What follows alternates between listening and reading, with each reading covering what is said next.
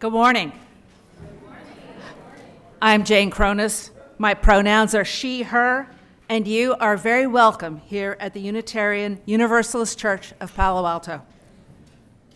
We gather, our different paths entwined, to deepen our spiritual lives, nourishing connection, learning from each other, caring for each other, tending to our world. This morning, we welcome the Reverend John Burns as our guest speaker. Reverend Burns served as president of the UUA from 1993 to 2001. He retired as senior minister of First Unitarian Universalist in San Francisco in 2017. He is the author or co-author of 9 books about progressive religion. He has been married for 52 years to the Reverend Gwen Langdot Burns, a priest in the Episcopal Church. This morning we have both Second Sunday lunch and Budget Town Hall after the service. Signage around the campus will help you to participate in either or both.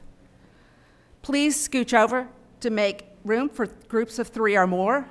Masks are not required but are strongly encouraged. We express our mutual respect by supporting each other's decision about masking, distancing, and other health measures. If you're here in person and you have questions about Unitarian Universalism or this congregation, stop by the welcome table with the blue tablecloth and chat with a friendly member of our membership team. You can leave your contact information if you want to receive notifications of upcoming events. And if this is the week you want to join the congregation, This is the week you want to join the congregation. You can also do that there today. And I have a late-breaking last-minute announcement. If you haven't already done so, please stop by the Religious Education Discernment table on the patio after today's service to sign up for a small discussion group.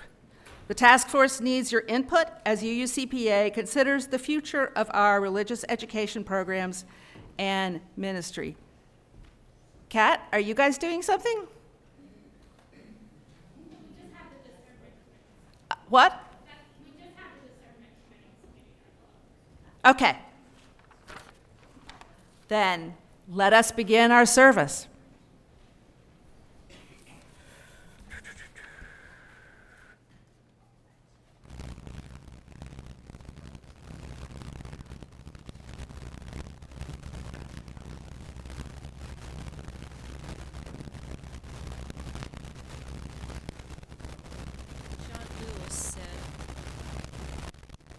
Are we there? 1, 2. 1, 2. 1, 2. There we are. Nope. Hello. Hello. Byron, do you got this mic? There we are. All right. John Lewis said, "You are a light. You are the light. Never let anyone, any person, or any force dampen, dim, or diminish your light. Release the need to hate, to harbor division, and the enticement of revenge. Release all bitterness. Hold only love, only peace in your heart, knowing that the battle of good to overcome evil is already won. Make good trouble."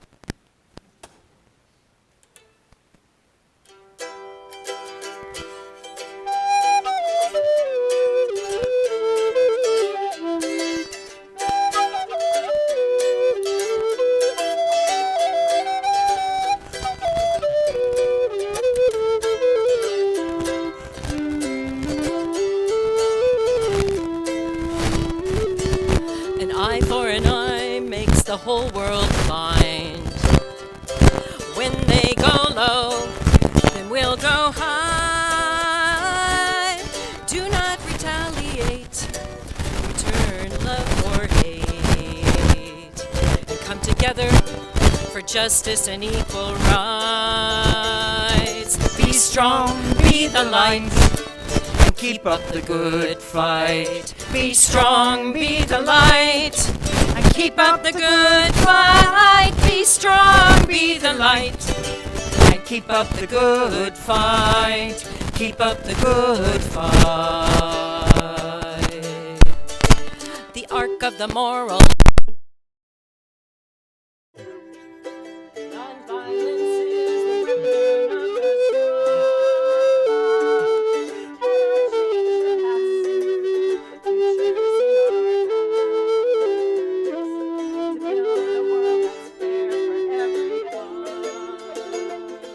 Be strong, be the light, and keep up the good fight. Be strong, be the light, and keep up the good fight. Be strong, be the light, and keep up the good fight. Keep up the good fight. We can't save the world by playing by the rules. When the facts are clear, you can be no excuse. Our planet is at stake, and we all want to and end our dependency on fossil fuels. Be strong, be the light, and keep up the good fight. Be strong, be the light, and keep up the good fight. Be strong, be the light, and keep up the good fight. Keep up the good fight.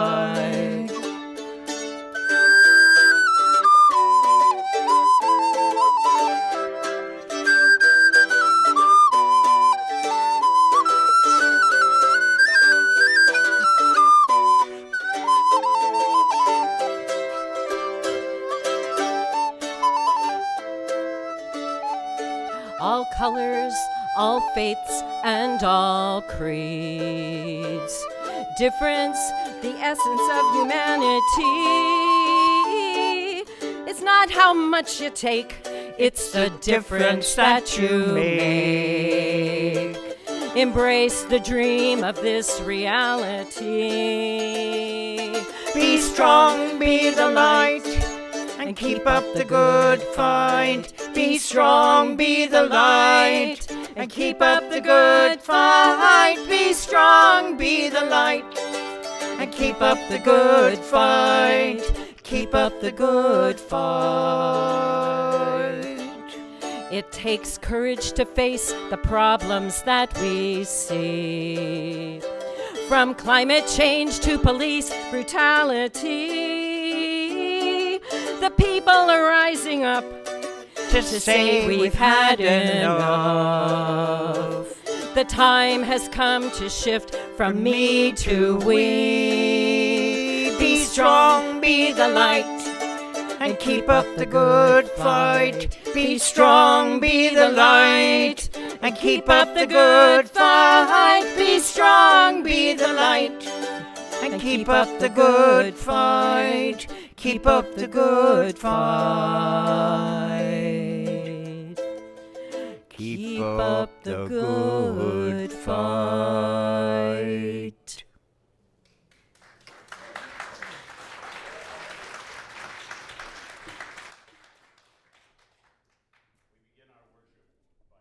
The chalice with words borrowed from the Passover Haggadah. They're found on the screen, I hope. No, these They are not. Okay, they are my words then. May the light we now kindle inspire us to use our powers to heal and not to harm, to help and not to hinder, to bless and not to curse, to serve you, O Spirit of freedom.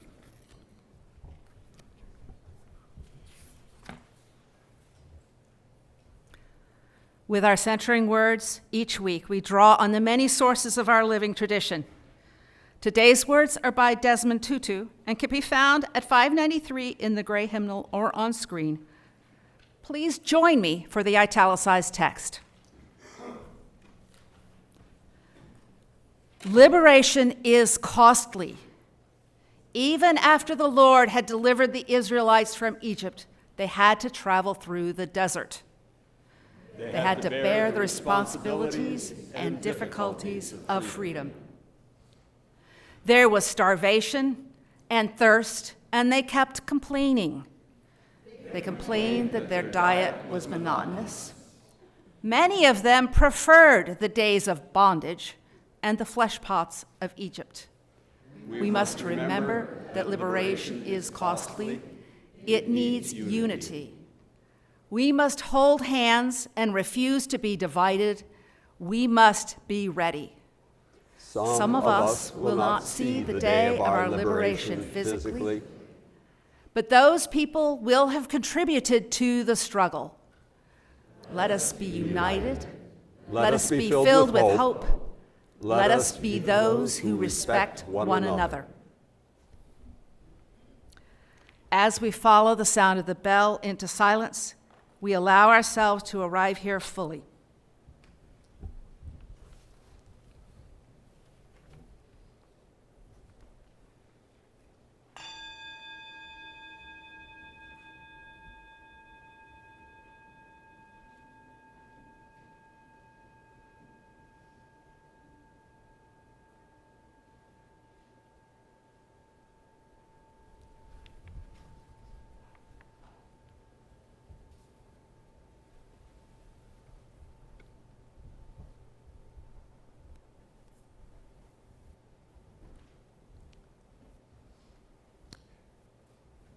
So every time I'm asked to preach on the Sunday just before Easter, I'm reminded of the very first time I was asked to preach anywhere. The place was the old First Parish in Lexington, Massachusetts, which stands on the Battle Green, right behind the statue of the Minuteman. And I was a student in Cambridge at the Harvard Divinity School. I'd never preached a sermon before, so I stayed up all night pouring everything that I had learned into what I would have to say to the people that morning. The one thing I had forgotten was that Easter came early that year. And so the Sunday before was also the Sunday that the time changed. Spring forward, you know, with the clocks. So when one of my housemates awakened me and said, "Aren't you going to be late?" I was. And I hopped in my little British-made car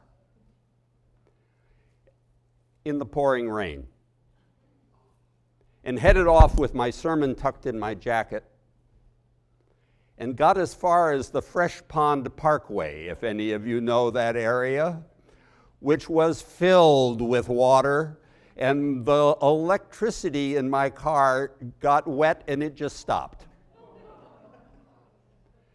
And I stood there with the water coming up to my knees, waving, hoping somebody would help me and get me to church on time. Nobody stopped until a police car did. And I explained to the policeman that I really needed to get to preach my sermon at this church in Lexington.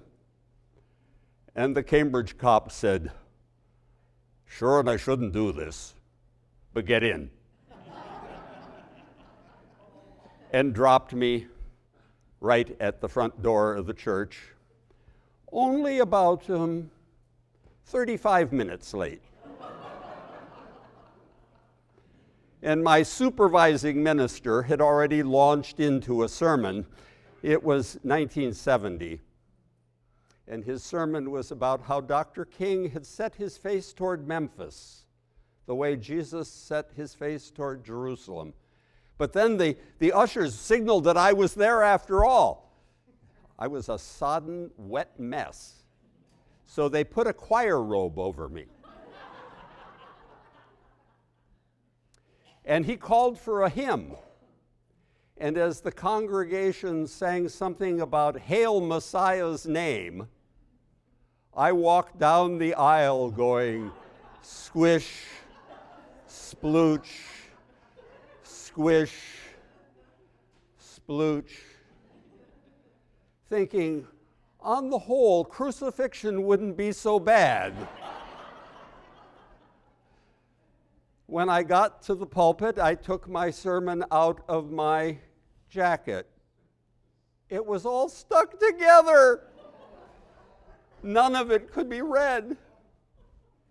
So I did the best I could without any notes, the way I'm doing now, and told something of the story, really, until finally the minister put his hand on my shoulder and called for a closing hymn.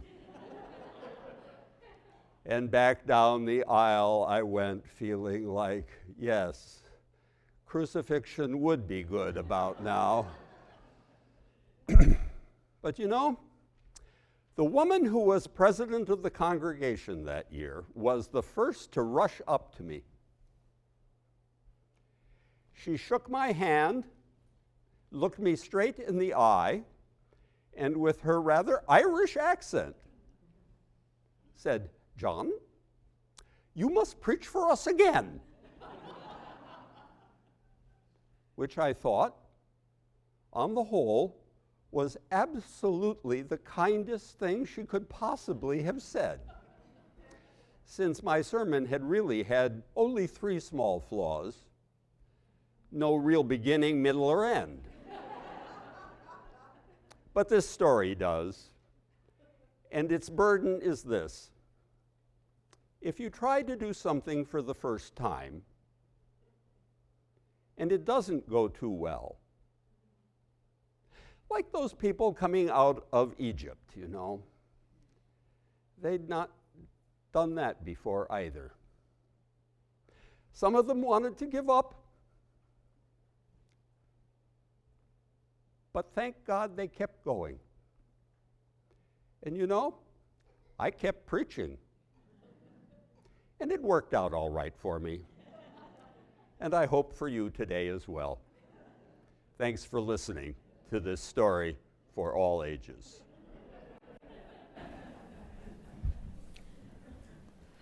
Please join in singing When Israel Was in Egypt's Land, number 104 in the gray hymnal.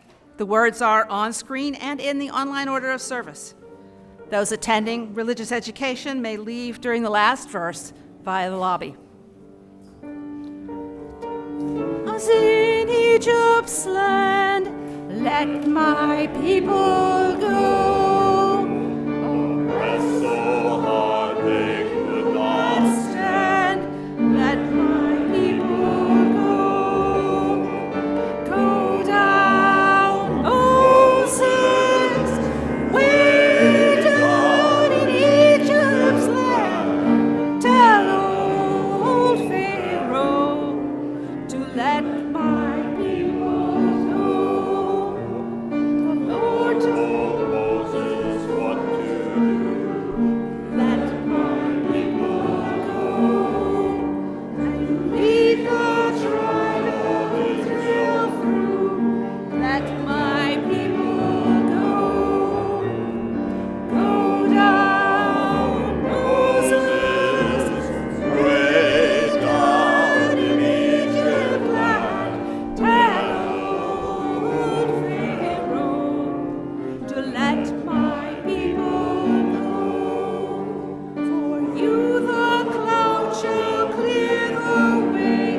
Let my people go. A fire by night, a shade by day. Let my people go. Go down, Moses, way down in Egypt land. Tell old Pharaoh to let my people go. We need not always weep and moan. Let my people go. And where the slavery chains forlorn, let my people go. Go down, Moses, way down in Egypt land. Tell old Pharaoh to let my people go.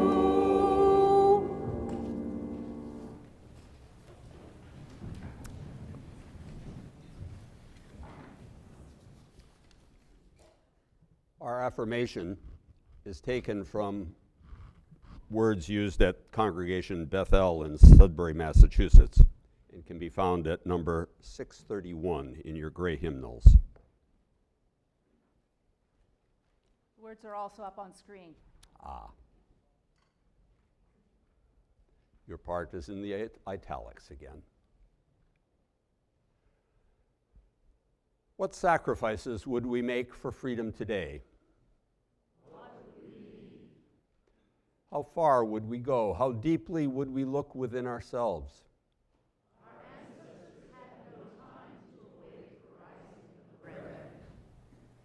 Yet we who have the time, what do we do to be worthy of our precious inheritance? We were slaves in Egypt, but now we are free. How easy it is for us to relive the days of our bondage as we sit in the warmth and comfort of our Seder. How much harder to relieve the pain of those who live in the bitterness of slavery today.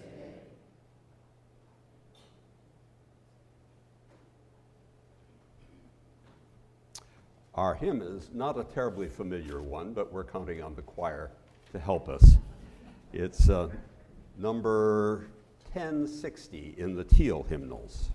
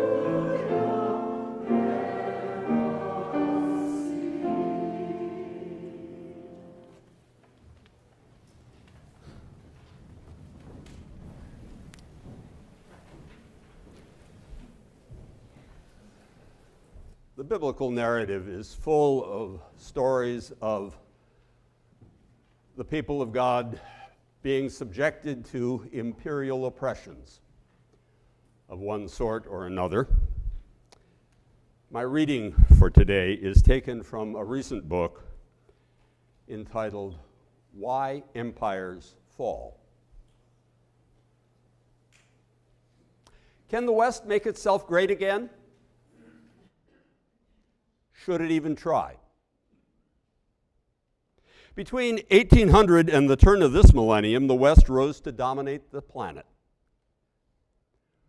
Over those 2 centuries, it went from being one among several peer players in an emerging global economy to producing fully 8/10 of the world's output.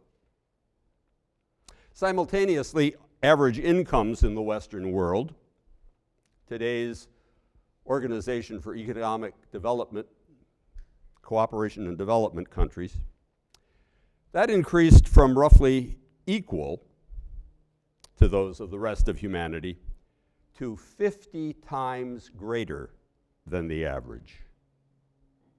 This overwhelming economic dominance spurred a political, cultural, linguistic, and social remaking of the whole planet in the image of the West. Almost everywhere, the nation state, a product of Europe's internal evolution, became the mainstay of political life, replacing the immense variety of sheikdoms, caliphates, bishoprics, kingdoms, city-states, empires, and feudal regimes that had previously dotted the globe.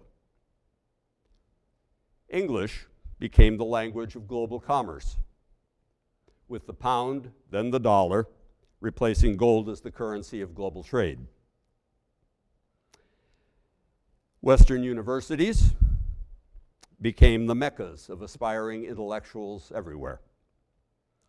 And soon the planet was entertaining itself with Hollywood films and European football, or soccer.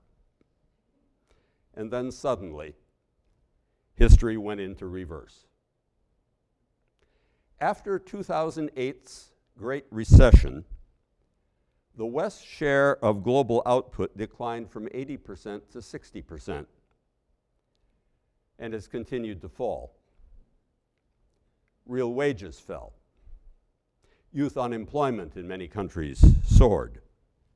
Public services were eroded as debt, both public and private, rose dramatically. Self-doubt and internal division replaced the self-confidence of the 1990s in Western liberal democracies. Authoritarian models, like that of the Chinese state, became increasingly influential in the developing world, as Chinese incomes doubled every decade. Why has the balance of world power swung so dramatically against the West? And is this a decline that can be reversed? Or is it a natural evolution to which the West would do better to adapt? Therein our reading.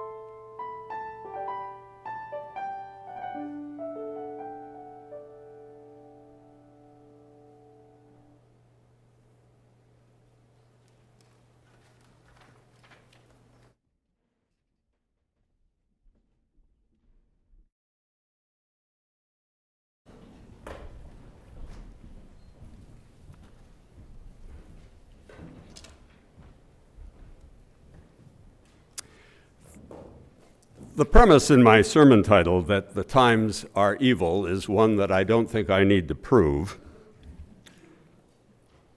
In fact, if I were to try to list all the ways in which that's true, I might go on as long as Senator Booker did on the floor of the United States Senate, or as that I threatened to do in that first sermon in Lexington.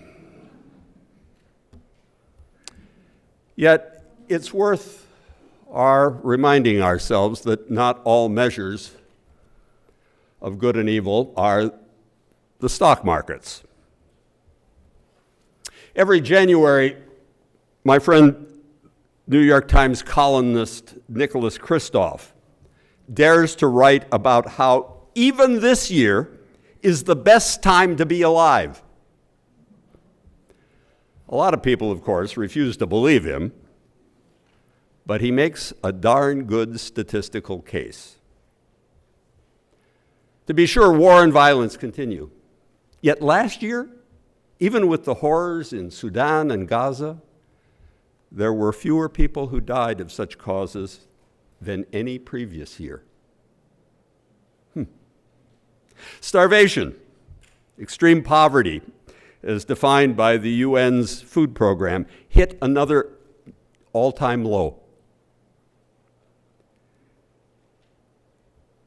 8.5% of the global population hadn't enough to eat.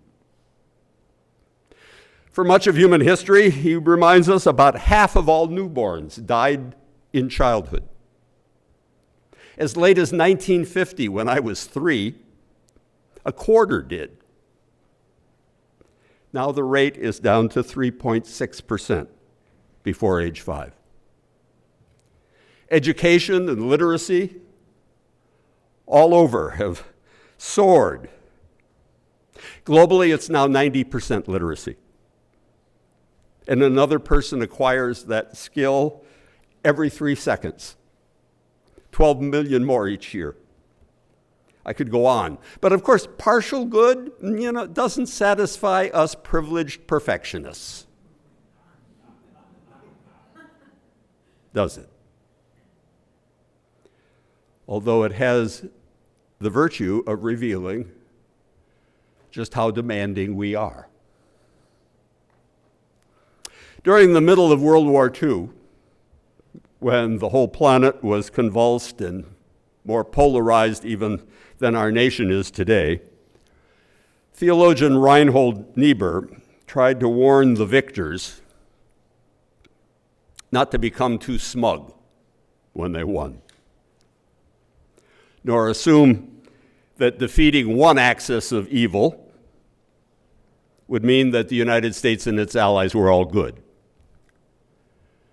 He also offered the simplest definition of evil that I think I know, one that still seems sound to me. Evil is always the assertion of some self-interest without regard to the whole, he wrote. Whether the whole be the immediate community, the community of all humankind, or the total order of the planet. The good, on the other hand, is the subordination of self-interest to the harmony of the whole on its various levels. We are now, I think, from an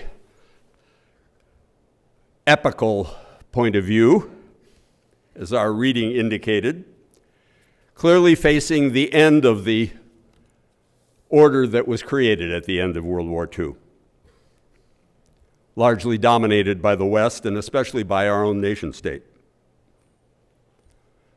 This fall, I forced myself to listen to a podcast by MAGA voice Steve Bannon, as he openly said that what he wishes more than anything is for that order to be smashed and broken. Why? Because from his point of view, it economically benefited only the investing class and left workers in the dust, and offered up their kids as cannon fodder for endless wars to protect economic hegemony around the world. More truth than poetry in that, isn't there? But what happens after the fall of an empire? Some form of dark ages? Journalist Siva Gunitsky recently wrote that all of the president's talk about Greenland, Canada, and Panama Canal is not new. Back in 1941, when Niebuhr was writing, a conservative named James Burnham was outlining his global vision for a post-democratic world order made up of just a few superstates that would have complete dominion over designated regions on the planet while in perpetual rivalry with one another. The U.S., he said, should draw a ring around the Western Hemisphere, securing Panama and reducing Canada to a mere satellite. And this new order would be governed not by international law, but by personal dealings among regional bosses who'd control the sovereignty of weaker states and suspend it as they saw fit. Sound familiar? George Orwell picked up that bleak vision as the setting for his novel 1984, in which autocratic empires are in permanent conflict. I doubt that the occupant of the White House has read Mr. Burnham, but the cynical worldview is surely similar. Only superpowers matter. Alliances are protection rackets. Trade isn't a unifier, but a weapon. International institutions and law don't matter, and diplomacy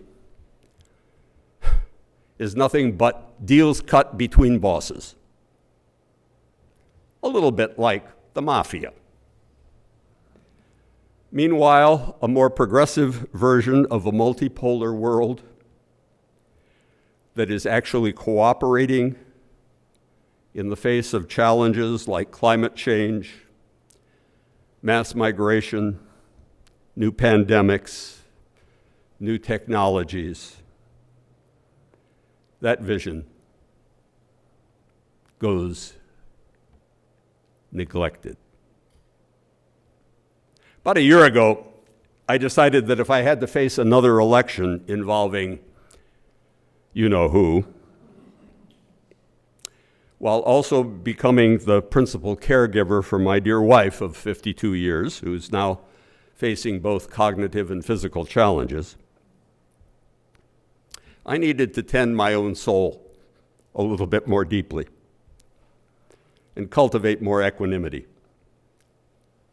I sought out a wise spiritual director who not only helped me deepen a daily practice of welcoming each day with prayer and meditation, but also coached me to take some respite from caregiving. First in the form of a 4-day silent retreat here on the peninsula, when friends stayed with my wife, and then in the fall in the form of a 4-week pilgrimage that I'd long yearned for, during which our daughter, who lives in the city, stepped in, and I went off to ponder the fall of empires. I started in Ravenna, Italy, the last capital of the Western Roman Empire, after Rome itself had fallen. Made my way through Trieste, the one-time port of the Austro-Hungarian Empire, and then through all of the fragments of the former Yugoslavia to Istanbul, the one-time capital of both the Byzantines and then the Ottomans. Dante Alighieri died and is buried in Ravenna. And I happen to be pretty fluent in Italian because I finished high school there. So I read a canto every day of his Purgatorio, in which he visits souls being purged of their various sins before they can be admitted to the paradiso, where eternal love, as he puts it, moves the sun and other stars. When Dante spoke of empire, he was actually yearning for a new Pax Romana that would end the greedy competition and squabbling that had driven him from his native Florence. And I don't think we moderns have to take literally his medieval view of a three-story universe to admit that our times, too, are mired by idolatries of blood and soil, race, nation, tribe. In fact, I think we still make three persistent mistakes about love. Not only do we misdirect it, worshiping celebrity, success, and riches, rather than the spiritual source and resource of all existence. Our second mistake is to think that the love of which Dante spoke isn't universal and unconditional, as it makes the sun to shine and the rain to fall on the just and the unjust alike. We try to bribe God. Our third mistake is to think that human love can be anything other than finite,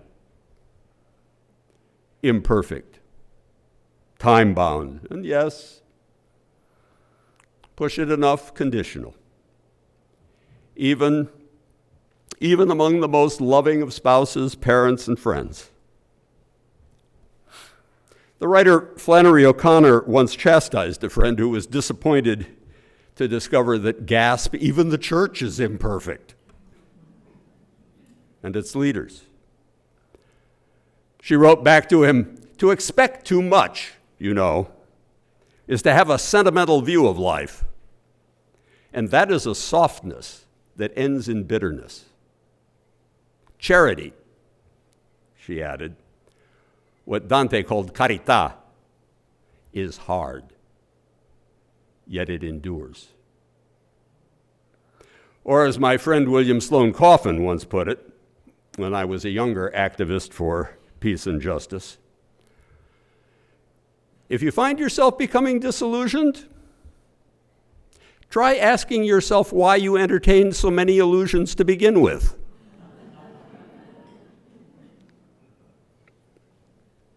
The psychologist Gerald May says that there are three common personality styles, that tend to emerge from finding love to be finite or lacking. One is to try to fill the void with one's own sentimentality and ideals, as a good deal of New Age spirituality seems to. Another is to work obsessively to be so good ourselves that we can somehow earn love. A lot of high achievers do that. Guilty here. The third, especially in those who, like the aforementioned occupant of the White House, had highly manipulative parenting, is simply to say, if you don't love me and let me do whatever I want, then F you. The narcissism is self-protective. The behavior, sociopathic. And sadly, rather all too common, if we are not deluding ourselves. Fully a third of Americans, it would seem, both identify with and rather like Mr. Trump's indifference to what other people think of him and his actions. That's a bond that Elon Musk shares with him, who actually did say, the fundamental weakness of Western civilization is empathy. Excuse me, but I can't help but remember what Bill Coffin also said. The human heart is always a little bit to the left.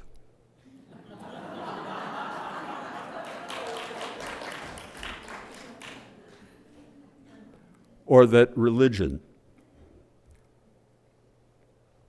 is that spiritual instinct in our entire species that literally, from its Latin root, aims to relink us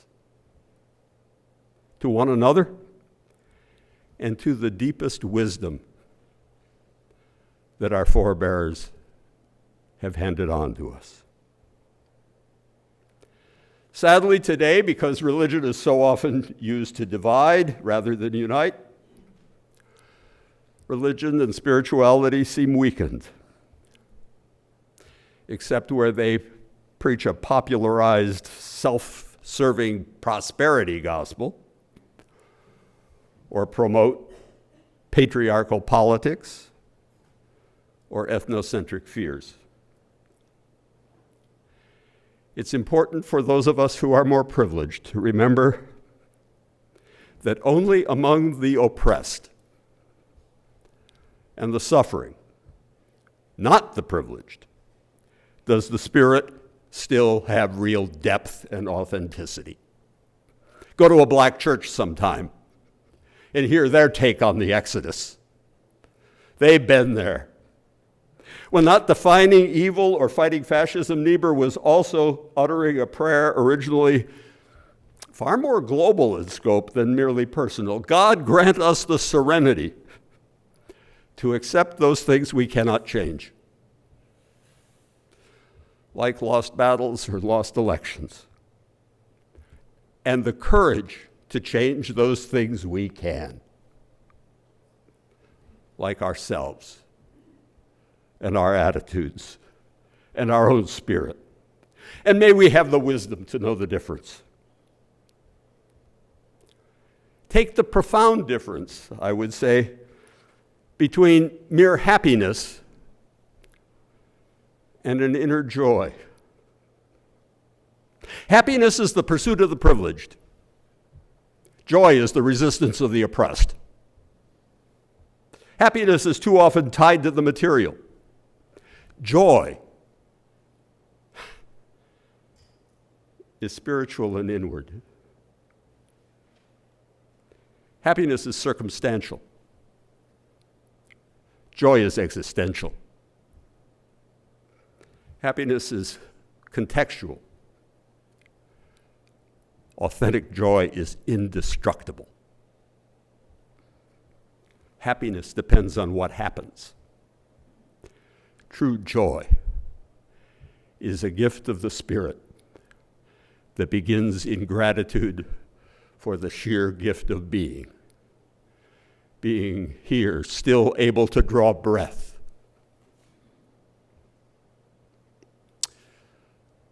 A week ago yesterday, literally thousands of communities around the country saw several millions of people pour out to protest what the administration is doing and threatening to do. Hands off Medicaid, hands off sanctuary cities, hands off attempts to control women's bodies or gender identity. I went, I marched, I thought it all well and good, but judging at least from the rally I attended in the Civic Center in the city, there was one key element missing. No damn music. No joy. No support of one another's spirits beyond the palpable anger. One of the key theologians in Europe resisting the Nazis, had the spiritual discipline of beginning each day after his prayer and reflection by sitting down and playing the most joyous music of Mozart. Now, I can't play the piano myself, but I often ask myself as I rise from my morning meditation, what am I going to do today to replant joy in my heart? Gratitude for all that I have and have had. Joy in the continued love that my wife and I still share after so many years. joy in our children and our grandchildren, joy in the sheer beauty of the world. How will I stay open to it? Where will I find it this day and every day? And you know what? The more I do that every morning, the more I find it at every moment of every day. An enduring and quiet, yet indestructible joy in living. Happiness, friends, depends too much on what happens, and I'll bet you're like me, you're not pretty happy at all. The chainsaw being taken to our government, the uncertainty that tariffs have caused in our economy, the corporate takeover of many functions of government that is clearly planned or underway in education and healthcare and communications and incarceration, even national defense, stupid taxes called tariffs reigniting inflation, tanking retirement funds, turning neighboring nations into adversaries, all unnecessarily, destroying our export markets. No, I'm not happy with this evil reliance on what has been aptly called stupid power, the power of intimidation rather than the smart power of cooperation. But what I rely on and what I urge on you this morning, to make any journey, much less 40 years, well, let's just make it 4 years, okay? Is going to require the cultivation of that inner joy and resilience. Connection with one another, passion, gratitude for life. My friend and sometime co-author Rebecca Ann Parker says that during the very darkest times of her own life, what she found solace in was a simple mantra that she repeated in her morning meditations. There is a love holding me. There is a love holding all that I love. There is a love holding all. I rest and take joy in that love. The ancient psalmist promised that they that sow in tears, even at the needless suffering, shall reap in joy. To which I say, we need to cultivate that joy even now, simply to keep on keeping on. For despair is an indulgence. This may be no perfect place of human perfection, with no perfect people present, I trust. But let it remain what it has always aspired to be, a sanctuary for the spirit of gratitude, a house for hope, where you learn and relearn thanksgiving for the gift of being itself, for the gift of being together, connected to one another, cultivating the gifts of the Spirit, deeper wisdom, greater understanding, faith, humility, grace, and yes, even joy. So may it be. Amen.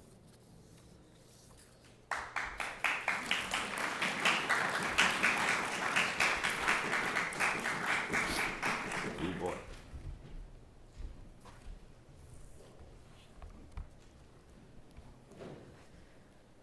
We create this space together, not out of wood and glass, nor even out of electricity and binary signals, but out of our presence. Wherever we are today, we have chosen to be together, hoping that together we can do so much more to make our lives into all that we dream of and make our world into the one we hope to see. If we are moved by gratitude to each other, we may choose to support, with whatever financial means we can, this community that we are creating and that is creating us. You can use cash or check or the QR code or text info in the order of service. The offering will now be given and received.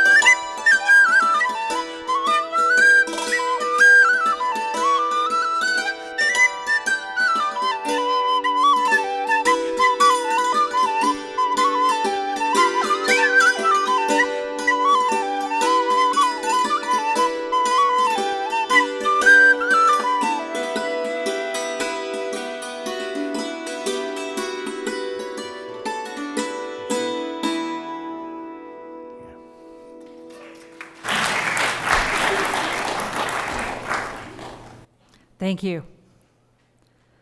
Please join in singing number 380 in the Gray Hymnal. The words are on screen and in the order of service.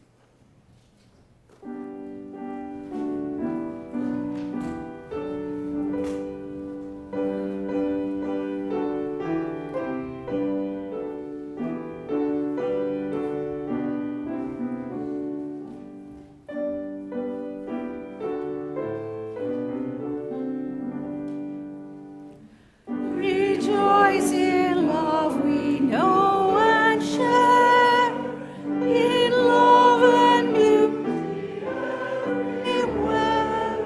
Rejoice in truth that makes us free, and in the good that yet shall be.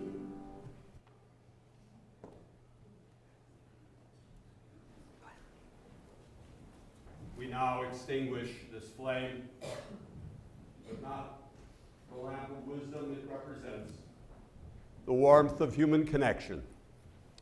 May those be with us until we meet again.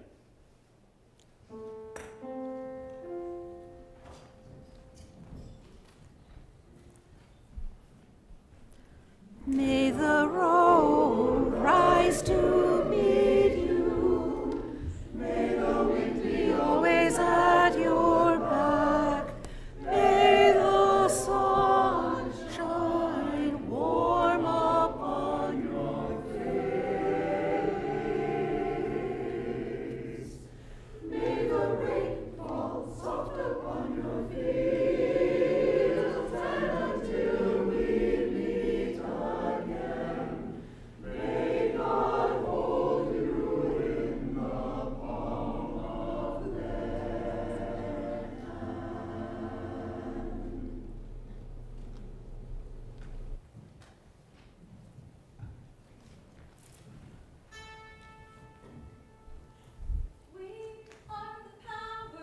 and we know it in our bones. We are not alone, and we grow stronger every day. We take down the tyrants with our courage and our spirit. We are strong, and we are stronger every day. Every day, every day, every day, every day. Fueled by generations, we will not obey. Every day, Every day, every day, every day. we are strong and we grow stronger every day. One more time. Every day, Every day, every day, every day. fueled by generations, we will not obey. Every day, every day, every day, every day. we are strong and we grow stronger every day.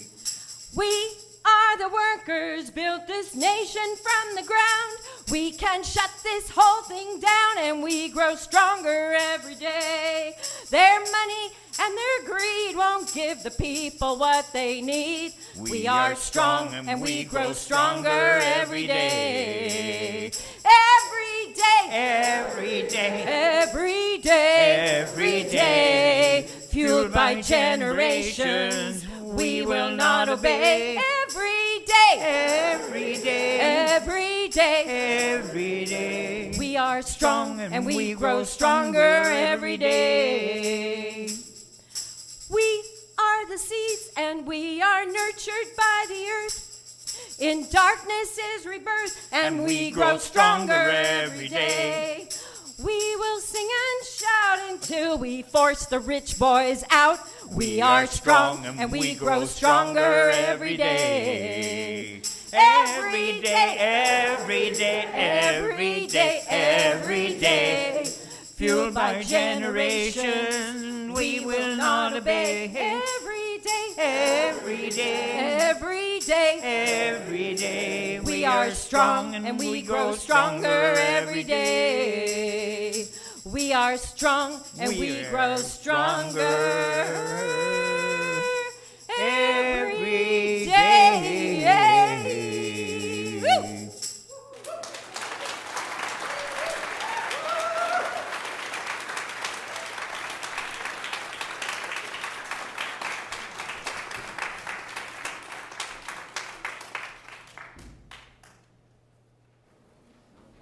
Whether online or here in Main Hall, please stay after the benediction for our conversation time. We all begin with greeting time, a chance to speak to someone you haven't met before or haven't seen in a while.